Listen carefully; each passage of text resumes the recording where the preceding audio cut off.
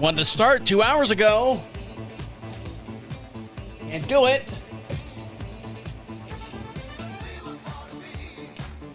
Everybody wants something from me. Oh, man. Got dust on my shirt. Haircut looks good. Nice and warm. All right, here we go. Should be exciting. It's always exciting. Here we go. Are you just trying to navigate adulthood in a world that still expects you to have it all figured out? Welcome to This Is 50 with your host, Travis Holmes. Well, this show's going to go all over the place today. And the reason why I say that is because there's a lot of things that happened over the last couple days, couple weeks. It's been a while. It's been a summertime. So where do we start? Where do we go? For those of you just joining us for the first time, this is 50. Basically, I started this show 3 years ago. And as I was turning 50, I started to notice my attitude, my mental outlook on life was changing. And instead of going to therapy, I basically created this show. I created it with a couple other people, and unfortunately, they couldn't commit. They had other obligations and stuff. So, you know, what was 2, what was 3 is now down to 1, which is me. But, you know, the show must go on. My haircut is right on point. If you're watching us here on the This Is 50 video here. Oh, yeah. Very good.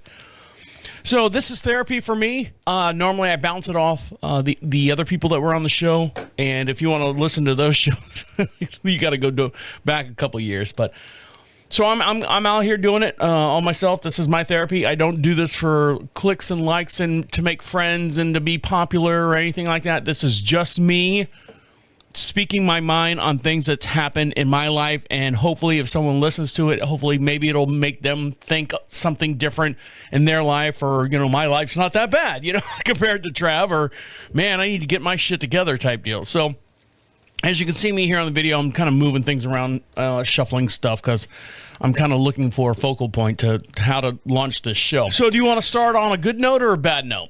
Well, let's do something simple. Let's start with my this week on Trav's ever-changing diet. This week, I got sucked into one of those TikTok videos, and, you know, when you get into it and you're like going, God, that makes total sense. Why am I not doing this? And then you dive in a little bit further, and you're like, I could do that every day. And what I'm talking about is clean eating. Now, my wife, she's on and off as far as, you know, hey, make sure you get me fruits and vegetables and all that stuff. And then all that stuff dies in the refrigerator because she can't keep a normal schedule. And her schedule, I say normal schedule, she's not home Monday through Friday. She's not home, you know, 85% of the time. So it's like I have to plan meals for her and have to make sure she eats when she gets home. I don't want her snacking. Her office is an hour away, and, you know, the Temptations, they have a big cafeteria. You know, you can go down there and she tries to eat right. And she does good for the most part. But when you spend, you know, $200 and some odd every week on groceries, and then everything just dies in the refrigerator, you're just like going, oh man, sorry, buddy. Sorry. So clean eating I can do, because I work out of, this is my office. We broadcast just outside of Charlotte, North Carolina, a little town called Marshville. Our property, our house sits on about 22 some odd acres. We have a detached 3-car garage, and as you can see behind me, it's finished. Above the garage is finished, and I cut it off in half. So it's like 500 square feet here, and then another 400 square feet on the other side of that door over there. You'll never see that door unless you come to the studio. It's over there. And it just, you know, keeps everything under control. Climate and stuff, and it's all wired and electric and AC and all that. So this is my office, and I work out of the house. I do several different podcasts out of this house. Where I'm going with this is I have the luxury of being able to make a breakfast, you know, not on the run, not on the go or anything like that. And I have the luxury of making dinner at home. Everything's at home. So, you get on the kicks and stuff like that. So this is my clean eating kick. And the kick is this is my clean eating. I'm trying to eat. I don't want to say I fry an egg, because when you think fry an egg, you're like going, oh, you're deep frying it in oil. No, I just heat the pan up and I put a little Pam spray. Do you kids out there know what Pam spray is? A little bit of Pam spray. It's got like 0 calories and it's great for the ozone. Throw 2 eggs on there. I get a piece of 100% whole wheat. I mean, the sticks are still in this loaf of bread by Pepperidge Farm, I believe. And it's 100% whole grain wheat, sticks and leaves and all that stuff are still in it, and avocado. So I've been having avocado toast with an egg on top. And I've been eating that, 2 of them, 2 pieces, 1 avocado split between the 2, and an egg on top. And I've been eating that for the last week, and I feel good. I do feel good. I will admit, I feel good. And then I said, well, let me add a little bit more samples to my stool. I started cutting up cherry tomatoes, and not the normal cherry tomatoes, the ones that's like in the clear container. Well, they're all in the clear container, but I mean the one that's got like the multiple, like there's yellow ones in there, and there's dark red ones in there, and there's light red ones in there, and they're not just a normal cherry tomato. They got like all the different colors of the rainbow in them, and they're good. They're delicious. Nom, nom, nom, nom, nom. Love them. So I've been eating that for the last week. Now you say, well, if you're doing clean eating, what are you eating at night? Fortunately or unfortunately, however you want to look at it, my wife this past weekend before she left, she's down in Florida right now. She'll be down in Florida for the next 4 days.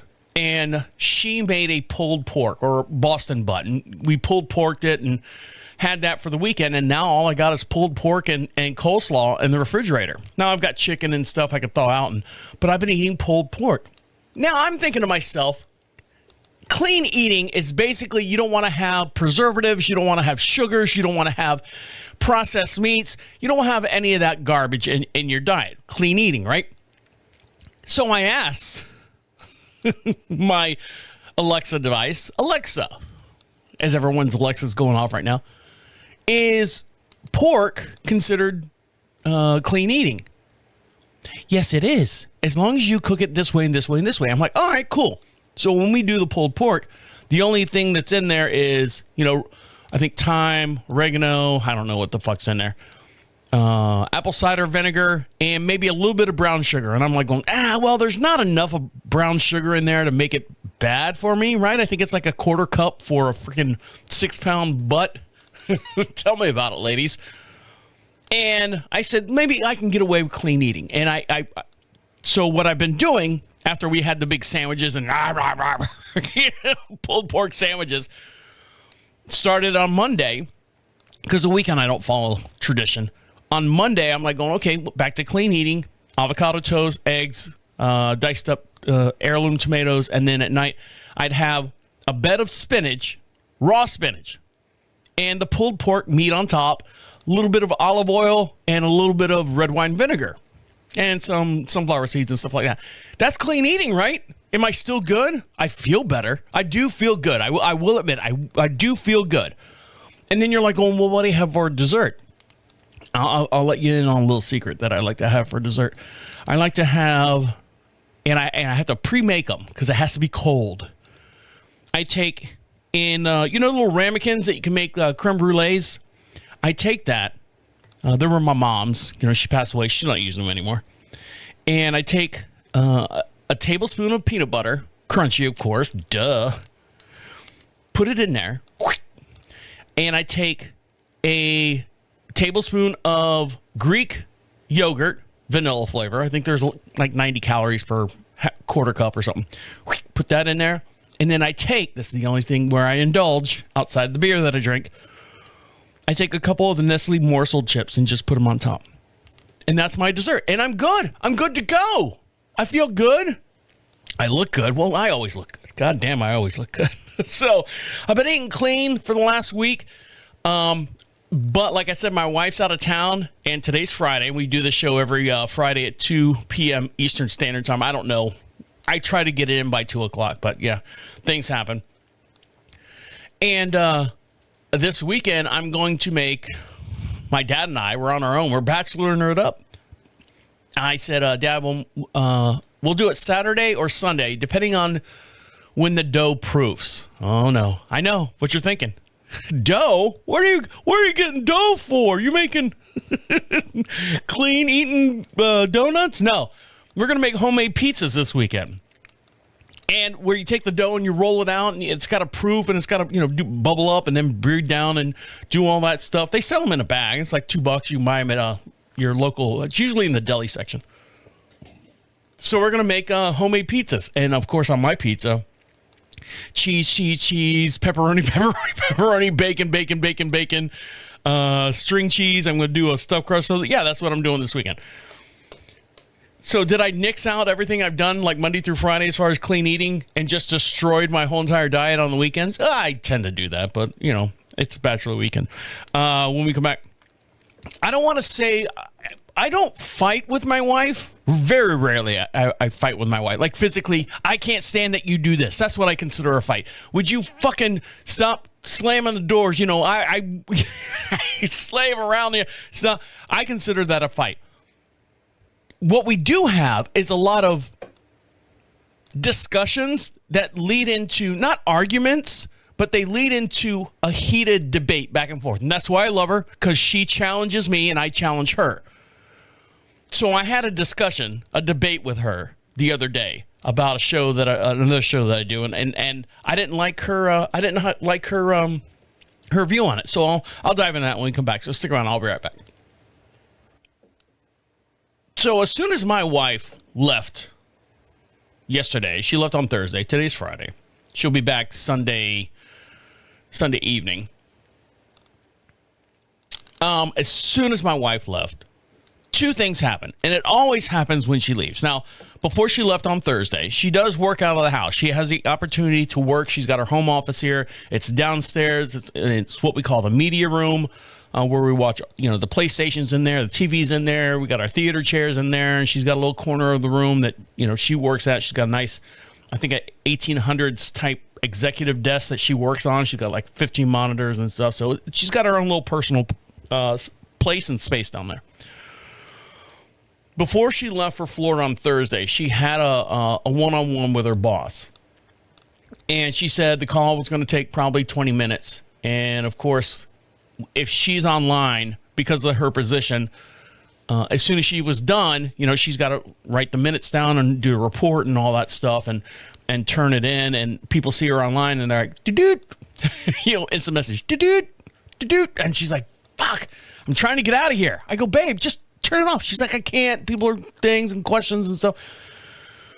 So, and then she walks around the house with a trucker headset on for, she's getting dressed and packing her bag. She's like, yes, no, you have to take the denomination of the crisis file of the executive order of whatever, and you have to fold that over and you have to roll it over into file 13 and then basically take that and denounce the denomination of, I'm like sitting there eating my avocado toast going,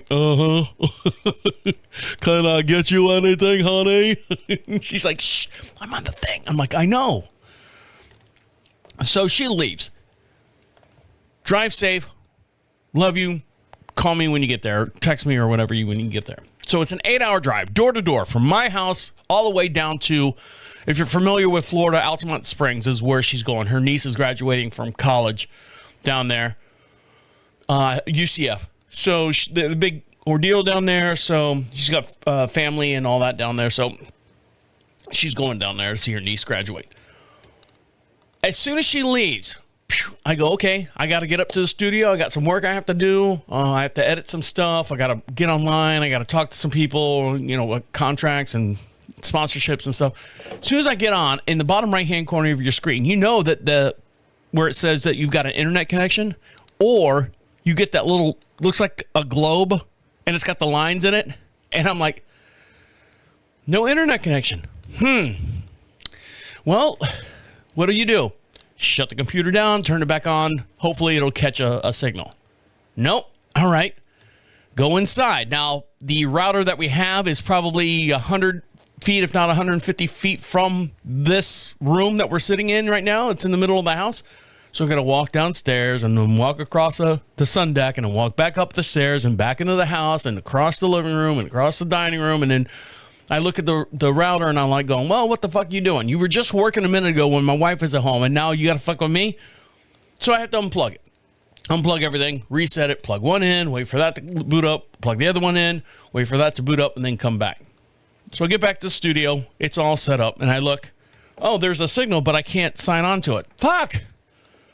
God damn it. Why does this happen as soon as my wife leaves? Because my wife, I don't want to say she's on the internet more than I am. It's about 50-50. Actually, it's probably more because I'm home 7 days a week. I said, as soon as she left, I called her up. I said, babe, the internet's not working. It's not doing me right. Now, I'm pretty smart when it comes to technical stuff in my realm, but as far as like signing on and figuring out and troubleshooting internet shit, I have no fucking idea. I hit it with a hammer.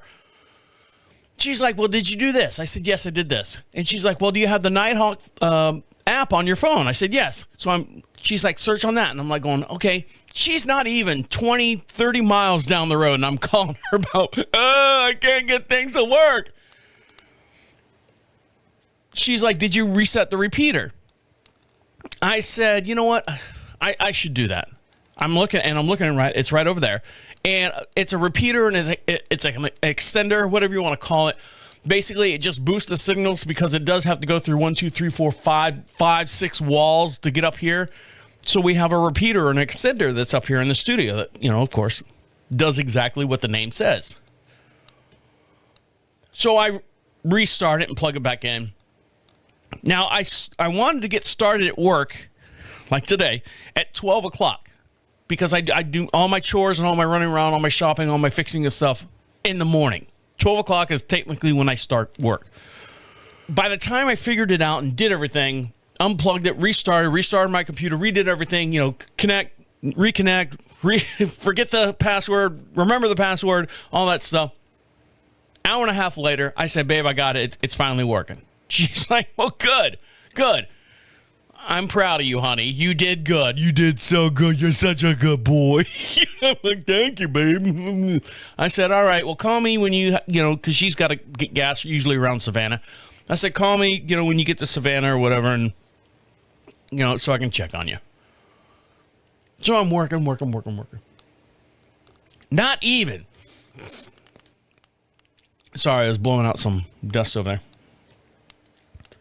I said, not even. 4 hours later, I'm wrapping it up. And I'm like, okay, I send this one email. I got this to do and this to do, this to do.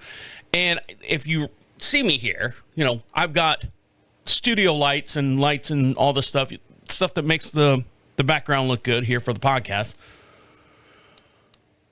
All the lights went out. Kaboom! Now, everyone's like going, shit! But if you're new to the show, my dad bought us a generator, $14,000, however many thousand gigawatts or whatever generator for the house. And as soon as we lose power, it takes, the guy said 30 seconds. Man, I could barely go 1, 2, and it kicked back on. It kicked on. Now, what that does, though, if you lose power here at the house, and like I said, we're out in the middle of nowhere. We lose power all the time. Some dipshit cuts a power line or cuts a cable somewhere, lost power. So when you lose power and then everything comes back on, the internet has to reset. That takes fucking 45 minutes. The computer has to get back on, my computer, and I've got like 15 different programs open up. They've got to reload. Do you want to go back to autosave from the last point? And you pray to God it's the last thing you were fucking working on and type deal. So to eliminate this problem, we bought battery backups.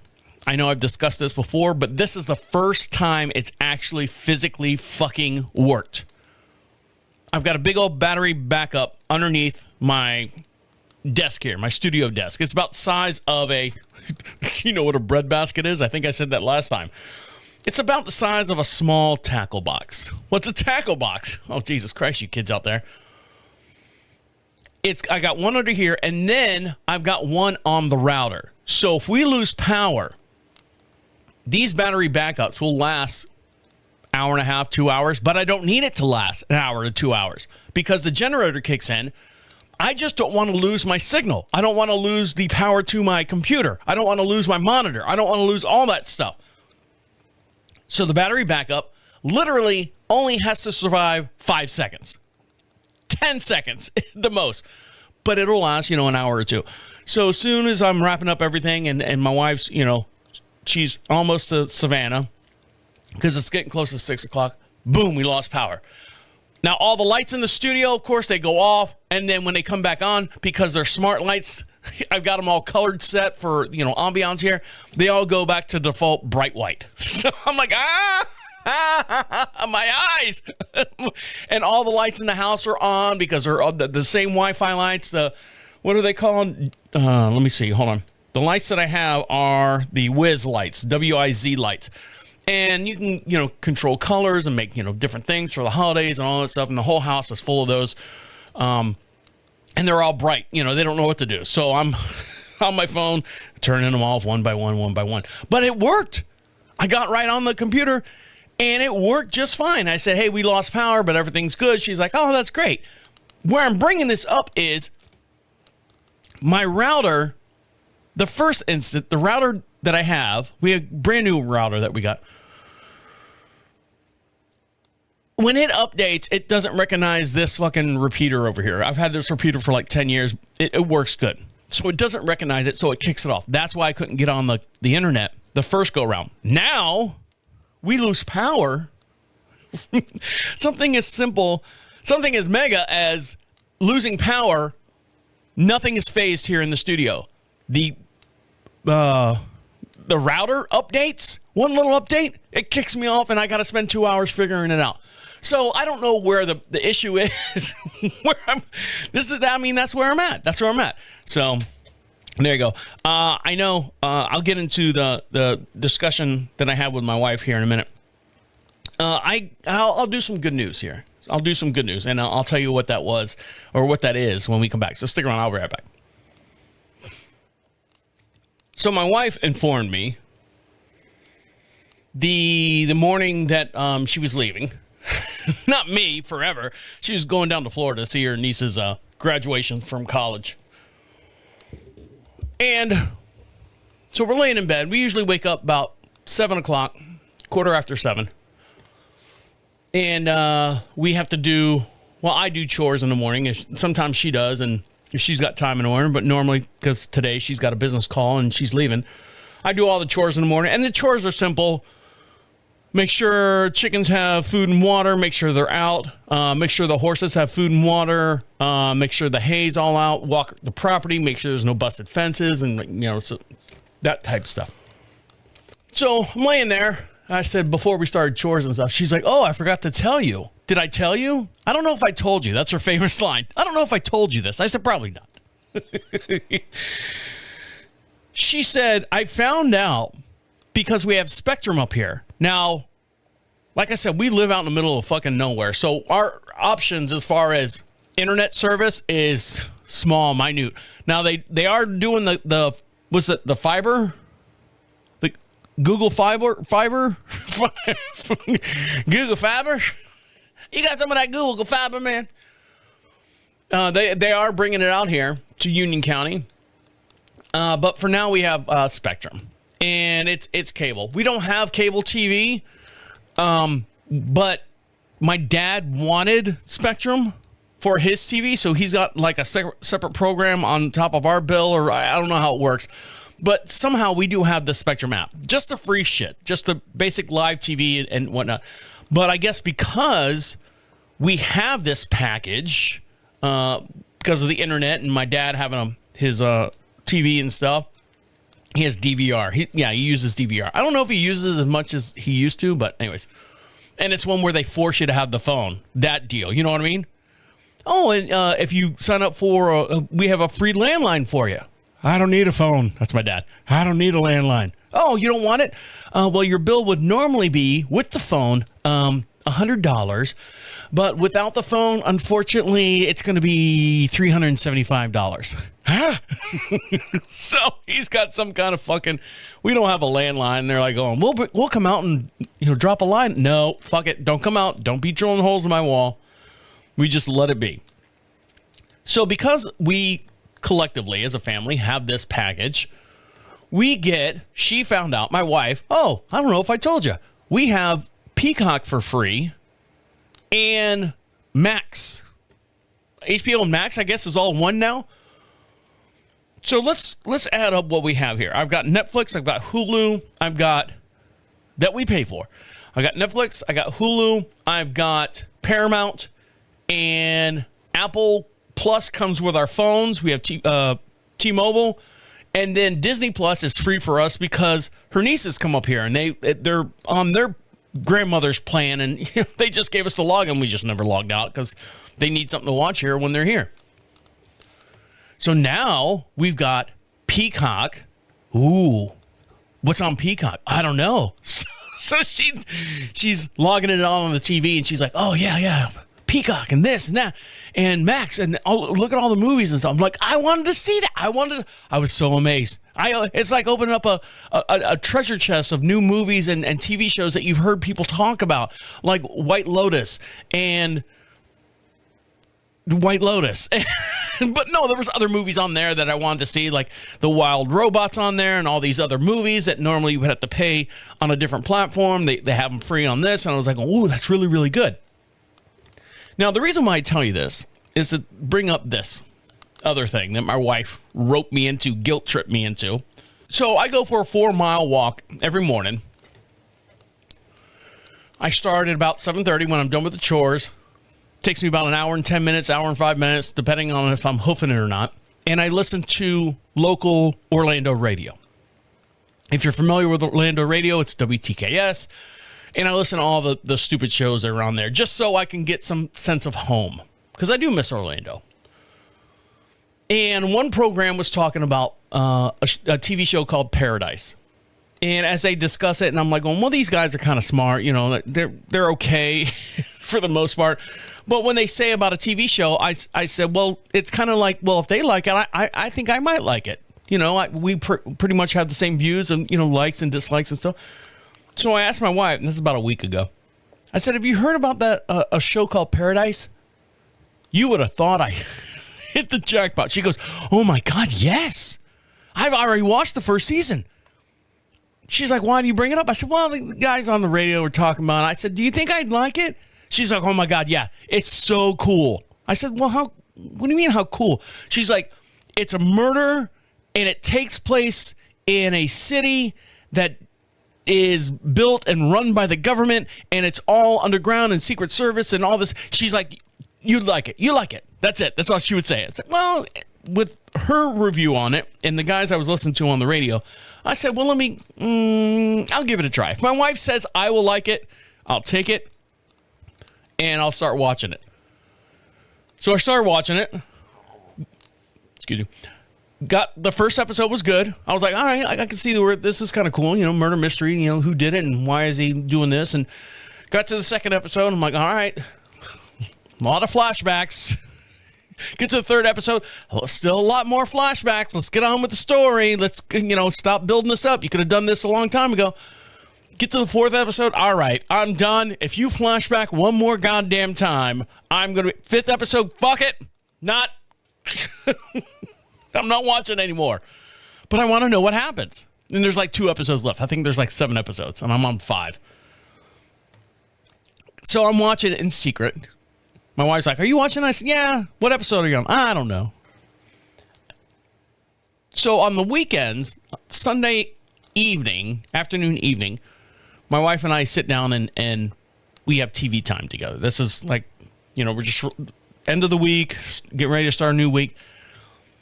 She's like, well, what do you want to watch? I'm like, there's no real good movies out or anything. I said, but I do want to watch this John Hamm thing. She's like, well, what is it? I said, well, let's watch the trailer. That's what I say to her. Let's watch the trailer. I don't want to tell you about it. I just watched the trailer. If you're interested, we'll watch it. It just looked interesting to me. And I think it's called Your Friends and Neighbors.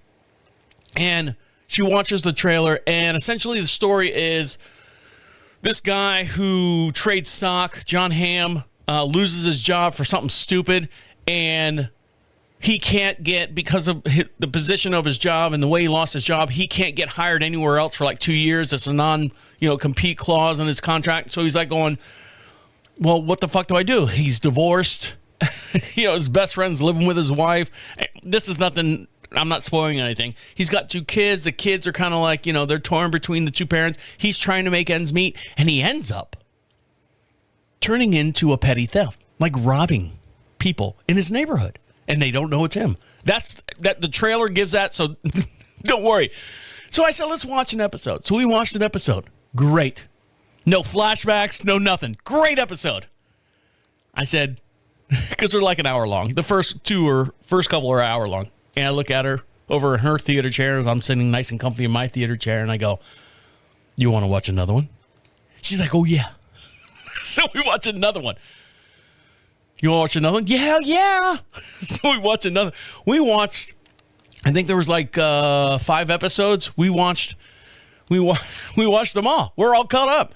She's like, oh, that was the last one. I said, no, it's a show every Wednesday that comes out. So we'll have to wait till, oh, man, that's a good show.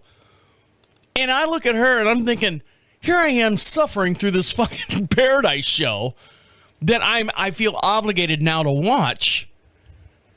And I didn't even think if you would like this or not. And you did. Me, the Paradise Show, I'm over it. I'm over it. Just like I'm over Severance. I know. Let's see. Where am I at on time? I always ask this about this part of the show. Yeah, I know you want to hear about the discussion. Oh, all right.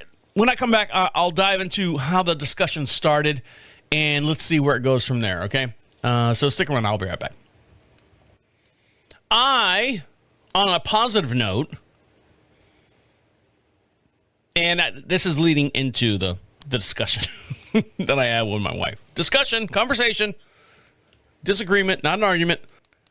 I was treated very nice today, mind you. I felt very nice today. I felt not loved. I feel loved every day, but not exponentially loved by the outside world. But it happened today. 2 little simple things that happened that I was like going, you know what? Today's going to be a good day. Now, as I told you before, my wife, today's Friday, my wife left Thursday afternoon, probably about 1 o'clock, driving down to Florida, 8 hours door to door. I go for a 4-mile walk every morning. Now, on my property, I could walk my property, but it's not a walkable property. You need a vehicle to get around the property, that type of stuff. But if you walk out to the main highway that's at the end of our driveway, and I say highway, it's a 2-lane country road, and you take a left, they're building a new neighborhood about 2 blocks over. It's a cul-de-sac. So I walk, 500 feet that way, and then take a left and go down the cul-de-sac and walk down, and one trip up and down is 1 mile. And I do it 4 times. And I've been doing it now officially for 1 full year. And the reason why I don't know what date I started walking because we were going on an Alaska cruise trip for 10 days. And I knew there'd be a lot of walking and stuff. And of course, as my sediment ass sits here in this chair, I don't do a whole lot of quote unquote exercise or getting out as much. My steps per day are pretty limited. So I said, let's get myself in shape. Let's start walking. It started at 3 miles, and then I started getting a good hoof to it. And I was like, let's do 4 miles. And I've been doing it since our 10th year anniversary, which is last March. 11 was this year. And I said, I don't want to let my wife down. I want to be, good and walking and healthy. And, I don't want to puss out on her. Fucking pussy. So I started walking. I've been doing it now because today's May 2nd. I've been doing it now for over a year now. I was like, oh, all right. So you get to learn the people in the neighborhood. There's only like 5 houses that are on this where they're building the neighborhoods, and the houses sit on like 1.5 acres. So they got good sized lots and stuff, and they're big houses, about 4,000 square feet each. And so you learn the people that live in those houses, and you start seeing the plot lines, and they're starting to clear for more houses and all that. And this new buyer came in and bought an existing house that was there. Someone lived in it for like 3 years. They got a divorce, messy divorce. It's the family where the girl went missing. I talked about it at podcast about a year ago. And they bought the house, $750,000, paid cash for it. And now what they're doing today, currently, they are ripping up the property. I think they sit on 3 acres. They're ripping up the property and putting pouring concrete for the driveways and stuff. And as I'm walking today, listening to my show, this dump truck keeps going up and down the cul-de-sac area, feeding the property dirt, because they're digging it out and leveling and grading and all that stuff. So every time he goes by me, I kind of thumbs up, just, hey, all right, gotcha. You're the dump truck guy. Slows up next to me, coming up from behind, slows up behind me, and I kind of turn and look over my shoulder, and out the window, he's got a water bottle, and a water bottle that he's had in the freezer, and it's now melted enough where there's just like the cylinder of ice in the center of this water bottle, a little 16-ounce bottle, and he leans out and he goes, man, it looks like you need this. I'm like going, thanks? All right, thanks, dude. Hands it to me. And drove on, back down to pick up more dirt and stuff. And I go, you know what? That was kind of nice. He didn't have to do that. Did not have to do that one bit. I have been walking up and down this street for over a year now. I know the people on the street and stuff. Not one of them have ever asked me for if I needed a bottle of water. Well, I don't, because it is shady and stuff. I don't really need a water bottle. I'm not at that point where I'm like, oh, I'm dying out here. But it was nice that he said, hey, here's a water bottle. Now, there are people that have worked on the properties and stuff. There's like landscaper guys out there. And I say landscaper guys, like, this is my landscape company. White guy with his son. This is my landscape company. And, I see him and they wave to me. No one's ever asked me for water. Not that I'm looking for water. Don't get me wrong. I'm not looking for a thing of water. But this guy, first time he sees me and I'm walking, I'm hoofing it. You've walked 1 point, or whatever it says, pace at 3.6 miles per hour. Split time, 17 minutes and 13 seconds. So I'm booking it. Get in my groove. And this dump truck driver came by me at least 2 or 3 times on my 4-mile circle, my route, and hands me a water bottle. I said, you know what? That was nice. I said, thanks, man. Appreciate it. What? He's got the dump truck. I'm like, no, appreciate it. Thank you. Hey, you look good, man. Keep going. So I'm like, all right. So I'm drinking this thing. I'm like going, now I got to carry this bottle around. Thank God it was trash day. It was Friday. So I stuck it in one of the trash cans and stuff. But that was one nice thing that happened to me today. And I was like, oh, that was nice. The second thing was a compliment. Now, a lot of people don't like compliments. You don't give. No, I'm not. No. Oh, you've lost so much weight, or you look so good in that outfit. No, I don't. No, I don't. Self-esteem type deal. I have good, solid self-esteem. I've always had it. I've always been confident in, if I don't look right, I'm like, well, you know what? I need to do something about that. I don't sit there and go, I'm never going to be anything. That type deal. I've always had good confidence as far as my appearance and stuff like that. I don't schmooze it over and say I'm the best looking guy in the world. I understand I'm a good looking guy. If you're watching me here on the YouTube video, I'd like to hear your opinion.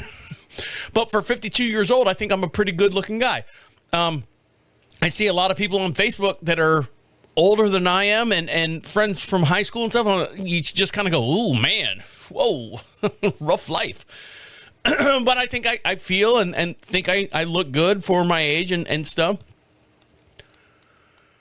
So when I get a compliment, I always say thank you. You didn't have to do that, but thank you. I appreciate that. I don't shake it off. I don't say, no, that's not right. Don't do that type thing. So as I'm going, it's Friday. My favorite place to go on Friday. I go grocery shopping on Friday. That's one of the chores I have to do before I start work. So I try to get there about 10 o'clock in the morning. and get on. It takes me about an hour and a half to do all my shopping, and it's a 20-mile or 20-minute drive back home. So as I walk in, or actually I take that back, as I'm getting ready, I'm like going, well, if I'm going to go to Walmart and then come back home and then start the show, I need to wear something that I don't need to change out of. I do like changing outfits throughout the day. But I do have certain outfits that I wear. I wear like a walking outfit. I wear a house outfit. And then I wear a show outfit, which is basically a nice shirt. You don't see what's underneath here. I'm sitting here in my underwear. I'm kidding. Or am I? I don't know. You have to watch the video when I get up and down. So I said, let me put on a nice shirt. That way I don't have to change or anything when I come back up to the studio. So in the process of doing that, I've never been a cologne guy. I do appreciate... This is such a double-edged sword here. I like the smell of patchouli on me. Okay? I really do. I've got patchouli goat soap. I've got patchouli oils that I like to put on me. But if I smell it on someone else, because patchouli is that kind of smell, it can be way overpowering, and then it's supposed to work with your, I don't want to say pheromones, with your own body stench. I like the way a light patchouli smells on me. That's the only thing I've ever really, really loved. My wife has tried to buy me colognes and here, do you like this smell? Babe, if you like that smell and you want me to smell like that, I will wear that. Now, her dad passed away. I know I'm kind of digressing here, but I'm getting to the point of the story. Point of the compliment. You can see where it's going. Her dad passed away, and he's a Gonzamaka type guy. He's Italian. He's loud. He's from Long Island. Hey, yo, way, fucking hey, wah. Unfortunately, passed away several years ago. And in the process of him passing away, we had to go over and collect all his things and stuff. And one of the things that he had was a very, very large collection of men's cologne, because he would, spray that all the time. Rub it on his elbows or whatever, however they do it.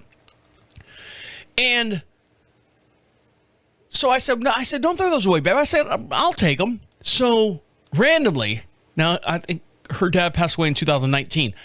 I still have every single bottle of cologne. That's how much I use them and don't use them for the most part. And I must have 16 of them. So today I grabbed the old school green Polo. You know what I'm talking about? The green one your dad had and your grandfather had and all that stuff. And I spray it. I don't use that one around my wife. She's like, oh, that really smells like my dad. You can't wear that one. So when she's not here, I will wear that one because I like the way that one smells. So I spray it. I usually spray it on my skin. I don't spray it on my clothes because I'm not a friggin' retard. And the cologne works with my skin or whatever. Like I said, the patchouli type deal. There's the connection there. So I walk into Walmart, and because we live out in rural country USA, the Walmart that I go to is, like I said, about 22 miles away. It's quite a drive, and it's a blue collar area that we get a lot of people. Walmart, the people of Walmart type people. So these two old ladies are wearing muumuus. You know what muumuus are? And they shouldn't be wearing muumuus. They're not muumuu size, but they're muumuu women. And come on, and they're sisters. Come on, Dorothy, let's go. All right, Harry, hold on one second, Harrietta. I got to get in the thing. Well, what are we getting today, Mama? Oh, that's what it was. They were mother-daughter, and they both fucking look exactly the same. They look the exact same age, smoking Marlboros, and they got the long Crypt Keeper hair, and oh, my God, Mama, come on. And I walk right by them, and I grab my shopping cart, and they're, like, not even missing a beat. Mama, come on, what are we getting from sir, you smell so good. Mama, smell this man. I smell him. He smells good. He smells really good. Sir, you smell good. And I'm grabbing my shopping cart and I'm trying to, they're like welded together and you're trying to separate two. And this lady gives me a compliment and I kind of stop and I said, well, thank you very much. I said, you didn't have to do that, but I do appreciate it. I will take your compliment and enjoy the rest of my day. You ladies do the same. Mama's trying to get on the fucking automotive cart, the automatic, shopping cart thing. She's like, yeah, keep on going, sir. Thank you. Or whatever she said.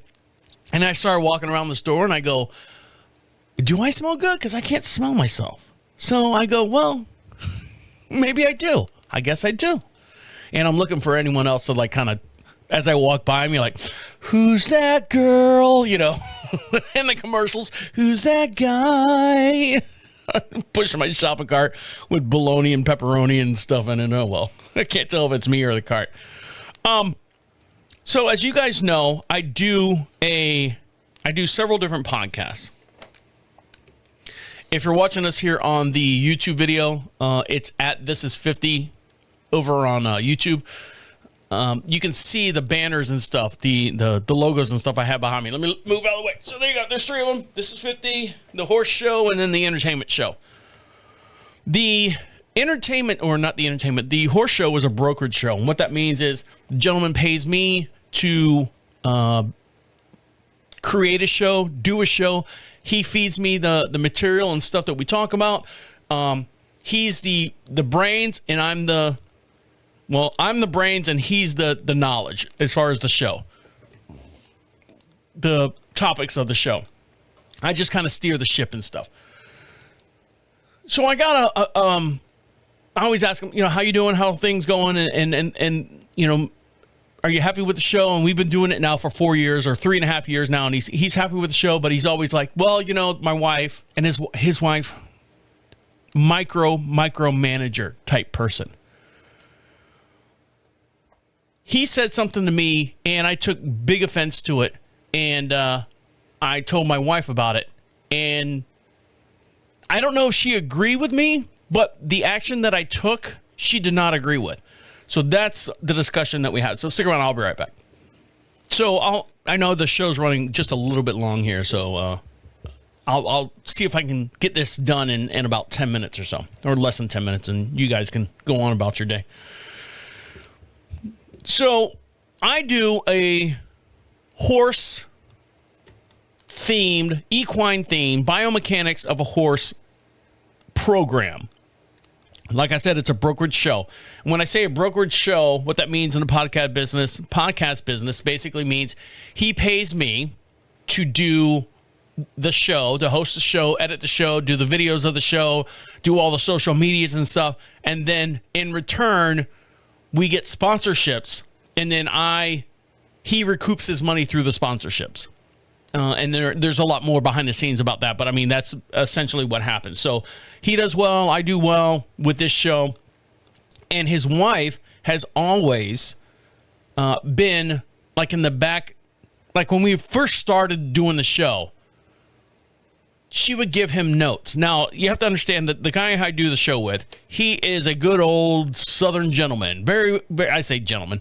He's a good old Southern man. Blue-collar man. He's a farrier. He's seen the world 3 times over. He's seen every horse just about. He's seen every incident, you know, with a horse and the feet and the biomechanics. He's been to Australia. He has traveled the world learning his craft. And he's very, very good at his craft. He's actually our farrier for our horses, our show horses. And his wife always gives him negative feedback. Well, you should have said this. You should have said that. You should have said this. And she sits there and listens to the show. You know, she's the one that, I don't want to say writes the checks, but well, you should have said this, you know, not talking to me, talking to him. And so he comes in, he's like, hey, man, I just want to do this show. I just want to get my knowledge out there. He's kind of like in the same boat. He's like going, if you ask me the questions, I'll tell you everything I know about this thing. So I said, when we started the show, I said, just all I ask is give me 3 topics. If you got pictures, if you got drawings, if you got x-rays, that's all that. Fine, no problem. We've been doing that now for 3.5 years. So for the first 2 or 3 seasons of doing the show, it was constant negative feedback towards him from his wife. You know, I said, can you just, I feel bad for the guy. I'm like going, can you just let the man do his show? He's the expert. Now, the thing is, she's a horse rider too. Not anymore. She's, I don't know, got out of it, but she's kind of like living through him type deal. You know what I mean? So she's very knowledgeable about horses and stuff and biomechanics and all the things and blah, blah, blah that goes into that. So we've been doing the show for, like I said, 3.5 years now. We're on season 12, almost wrapping up season 12. And sometimes when he comes in, I'm like, oh, how was your week? What's going on? Are you doing all right, Mike? And he goes, I was doing fine until I talked to my wife. And I'm like, that type deal. They have that kind of relationship. And I said, well, what's going on now with her? What's going on? Because she would get mad about something that he said during the show and would email me, hey, can you cut this and redo this and fix this? And, can you make him not say this and make him not say that? And for the first little bit, I was like, well, yeah, I can change that. But you have to understand the show that we just did has been out there for a month. And if I change it, you're going to lose all the listeners and stuff. Those numbers, the metrics will drop off. It'll start at 0 again. So that ended her contacting me real quick. So now she's yelling at him. And one of the things that she said to him was, you and Travis, I take this very personally. I take this one very personally. You guys you're more entertaining than educational. And I said, Mike, well, what do you mean by that? He says that she was referring to that there's not enough information during the show. It's more entertainment about the horses and the horses that he works on and things like that. And I'm like going, Mike, I'm literally relying on the 3 things that you're giving me, and I just let you talk. And if you get off topic, I try to bring you back around. Now, the modern miracle of editing, I try to chop everything up as much as I can. I've been doing it for, like I said, 3.5 years to chop it up and make it more educational with a little bit of entertainment. You want to learn and have fun at the same time. We've always had that mantra when we do the show.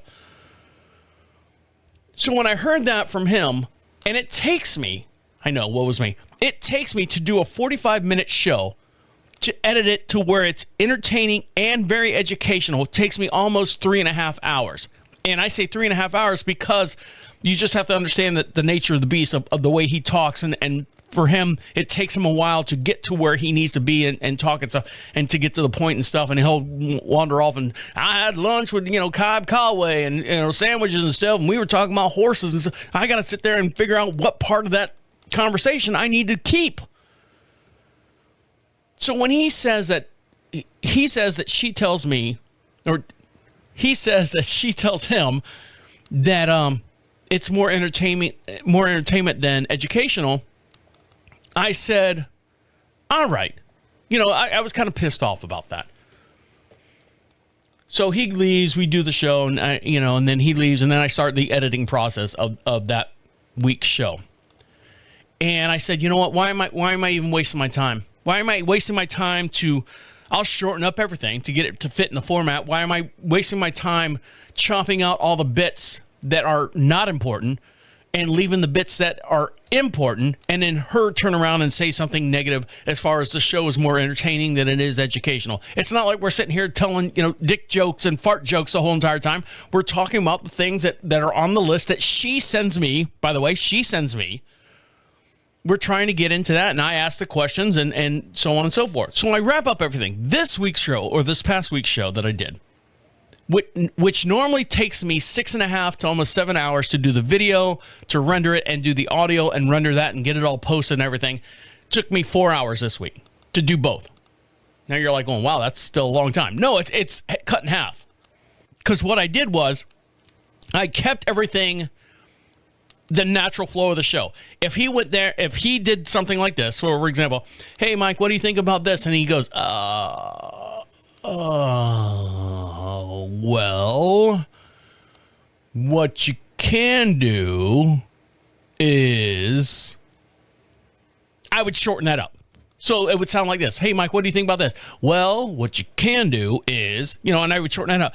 But as far as, I didn't take out any dialogue, I didn't take out any stories, I didn't take out anything.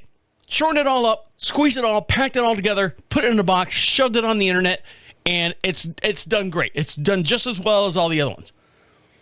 So I told my wife this.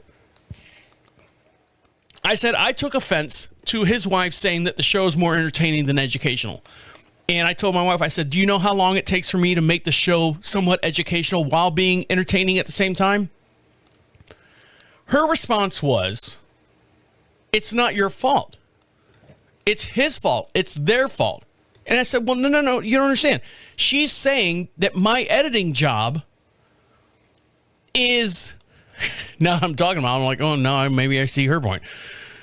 My editing job is not capturing it's not capturing the educational portion of the show. It's only capturing the entertainment part of the show. That's where I took offense to it. She's like, no, you have to understand that it's up to Mike to be not entertaining, to be educational, for you to be entertaining. I said, but yeah, that can go hand in hand, but it takes so long for me to edit it to make it educational. So it's a slap in my face of what I was doing was not educational. She said, no, it's up to him to be educational. I said, but you don't understand. So we went back and forth. And then she goes, she's like, I got to get back to work. It was like in the middle of the day or something like that. Because we do the show on Monday morning at 9:00. She's like, I got another call. I got to get back. And she's working from home that day. And I kind of sat there and I go, but am I wrong? Am I right? Am I? And I just left the whole entire episode exactly the way it was. I cut out all the dead air. I made sure that the show smoothly went across, conversation there was no dead air for the worst part. That's the worst thing you can have on a podcast show or any kind of show or anything where you're trying to keep the audience engaged, is to have dead air. You don't want to have, now granted, there are parts where you go, well, I never thought about it that way. And as long as there's, some kind of verbal sound, the person will hang on to your every word. This is part of the editing process. But if you just go, I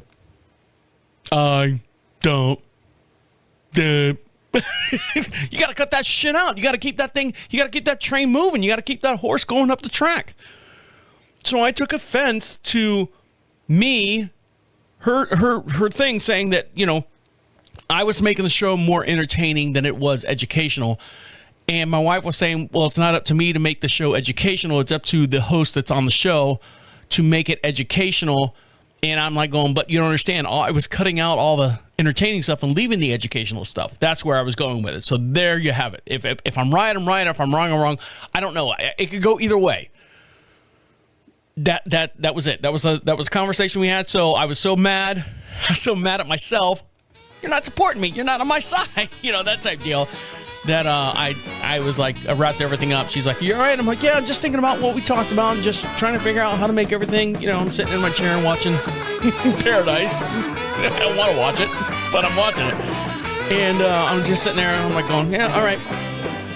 Yeah, are you okay? This is later on at night. I said, yeah, babe, I'm fine. Everything's fine. Everything's fine. We're good and everything's happy. But it was just that, I don't know the conversation that was there. All right, guys, I'd like to thank you for listening to me work all this stuff out. Okay? Talk to you later. See you. Bye.